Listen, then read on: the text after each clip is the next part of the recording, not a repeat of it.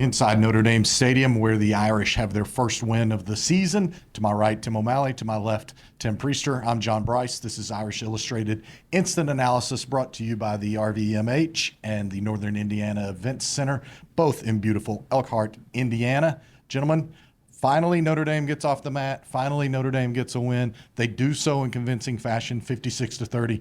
Yes, there are still problems, but TP, I want to start with you. The majestic throws of C.J. Carr, the powerful running of Jeremiah Love and Jadarian Price, and Purdue ultimately had no answers. Well, we thought it would be a high-scoring game. It was. Notre Dame was able to do exactly what they wanted to do. The offensive line was able to really push that defensive front around. And as you said, C.J. Carr was outstanding. Jeremiah Love ends up with 157 yards on 19 carries. Jadarian Price with his big 4-touchdown day, 3 running the football and the kick return. So they dominated the line of scrimmage. They did everything that we thought they would do offensively, and frankly, they pretty much did everything we thought they would do defensively, which is not good. Young guys in the secondary. I mean, we have to. The complete picture is it was young guys in the secondary, but there have been some, as you said the other day, there have been some veteran guys back there, and it hasn't been good. So I think it calls. Tim and I were talking about it. It calls for some drastic changes. We can talk about that a little bit more. And I think it also calls for, some questions of Marcus Freeman. I know he will try to deflect them, but this can't go on. I mean, it's just they're going to lose again and multiple times if they can't shore up their defense. And T.O., I thought that you and I just got through commenting off camera that Marcus Freeman didn't really sugarcoat anything about his defense. He might have meandered and covered as much territory in his press conference as his secondary did not cover, but he was very clearly not pleased. He's still very clearly searching for answers. What did you see from the Notre Dame defense today, particularly in a first half that had a bunch of newcomers in personnel starting positions, and then you've got some great insight for the Don Schuler impact of the second half? Yeah, the bad was the first half. You give up 23 points. One sudden change actually helped with a field goal, which was probably the highlight of the first half. You give up 13. It might have been 14 gains of at least 10 yards in the first half, not including the fake punt. Obviously, that's not on the defense. 13 gains to Purdue of at least 10 yards in the first half, 23 real-world points. And the worst part for me is not the opening drive where they got fooled on a touchdown that, as Tim Priester pointed out, they tried that play last week too, and they scored a touchdown on the throwback play to the quarterback. They screwed it up last week and still scored. This was beautiful. I'm stealing that thing. But the quick drive at the end of the half, after Notre Dame strikes with a 100-yard touchdown after the rain delay, I mean, they had been out there for a series. That wasn't their first series. They had to come out and defend for a field goal first. It wasn't totally dead legs. That was just 5 straight chunk gains and a touchdown. Of course, it was a beautiful pass, but you have to defend these. I don't know what the answer is, because I think they have enough personnel to not give up 13 chunk gains to Purdue in one half. And to your point, that defense came after, I think it was officially a 1 hour and 54-minute rain and severe weather delay.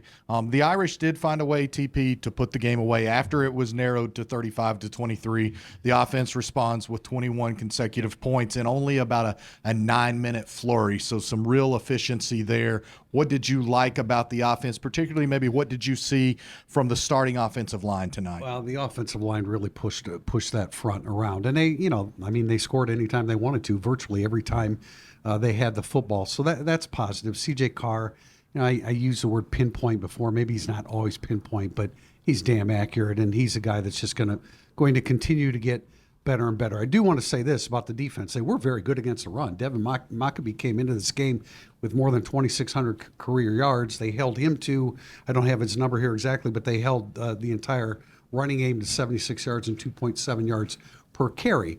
They were better last week against Texas A&M, so that's something to build upon. But you've got to shore up what's happening on the back seven. Interesting, man, for Ramo getting some really heavy time today. He played more real-world time than Jalen Sneed, and it wasn't I was just going to say it's now 5 linebackers, but that was at the expense of Jalen Sneed. So, some good things going on at linebacker. Good to see. I don't know what the snap count was, but Vili Amoasa being out there more with Bo, and that was positive. Stopping the running game, that's good. Pass rush, 2 sacks, still not enough, but 5 tackles for loss, chipping away a little bit there. But the back end of the defense, it's It's just not good, not at all. I did want to note there, so thank you for being the veteran that guided me right into my next talking point without knowing it. 5 TFLs obviously surpasses the 4 total that the Irish had through the first 8 quarters of this season. 2 sacks match the 2 that Notre Dame had through the first 8 quarters of this season. Yet another undeniable fact, the Miami game remains Notre Dame's lowest or best defensive output of the season. They held the Canes to about 324 yards. Purdue alone had 304 passing yards tonight. TP, let's shift to special teams. We've alluded to Jadarian Price and his 4 touchdowns. He nearly had 5. I've not yet seen his all-purpose yardage, but we know he had a 100-yard kickoff return. He had another one that was about a 44-yard kickoff return. He did some good damage on the ground as well. About 216 yards on 11 touches is what happened. I think that's good. With 4 touches. Is that good? It's a quality effort, and he stole the post-game press conference when someone asked him the innocuous question. I thought, do you recall what happened the last time Notre Dame came out of a long rain delay and Audric Estime had an 85-yard touchdown run at NC State? He said, actually, we were talking about that in the locker room, and then he had the 100-yard kickoff return, obviously not the first play, but Notre Dame's first play, and then he threw in the tidbit, but I didn't have a hot dog like Audric had. So you need to get Jadarian Price on the TV more, on the film more, because he was fantastic between the lines and then behind the podium today. He was spectacular, and that was a hilarious moment. Now, he did say, yes, we remembered it because we talked about the fact that we have to come out and score.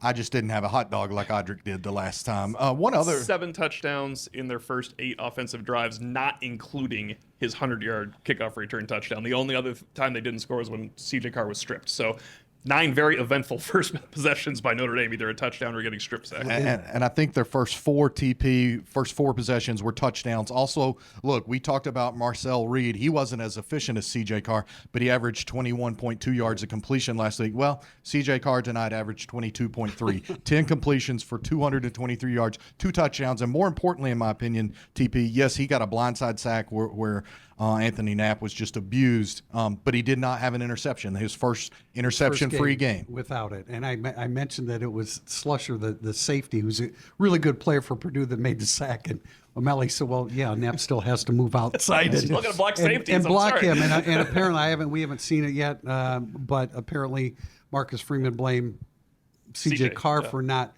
stepping up on that. But you're right, no interceptions today. I do want to say this, that rarely do we have something critical to say about Marty Biagi's special teams, but they did give up a fake punt. And really, O'Malley, called it pregame. I think there were a lot of things we called pregame, including a very high-scoring football game. But that's a rarity. And credit to Purdue. I mean, they've got a great special teams coordinator as well. So that was a great matchup. But look, the offense won the day. I appreciated Freeman's attitude after the game. I think he had to settle himself down a little bit because he's pretty fired up about what the defense is not doing as well. But he told the team about, look, you have to enjoy it. And I think they came out of the locker room with some of the negatives, just set aside for now.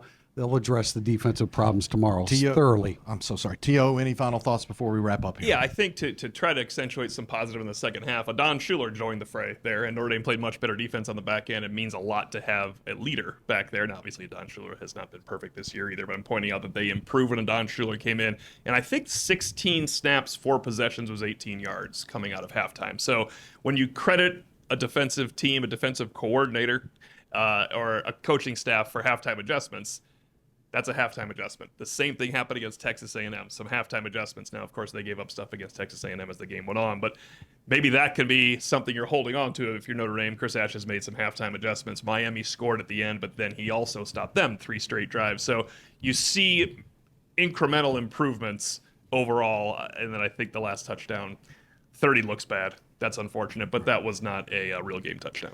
Incremental improvements when they need exponential. I will leave you with this. Notre Dame did not have Noah Burnett tonight, did not need him. Notre Dame never saw James Rendell on the field tonight because it never punted. For Tim O'Malley, for Tim Priester, I'm John Brice. This has been Irish Illustrated Instant Analysis, brought to you by the RVMH and the Northern Indiana Events Center in beautiful Elkhart, Indiana. We're getting ready for Overtime Live. Until then, enjoy this.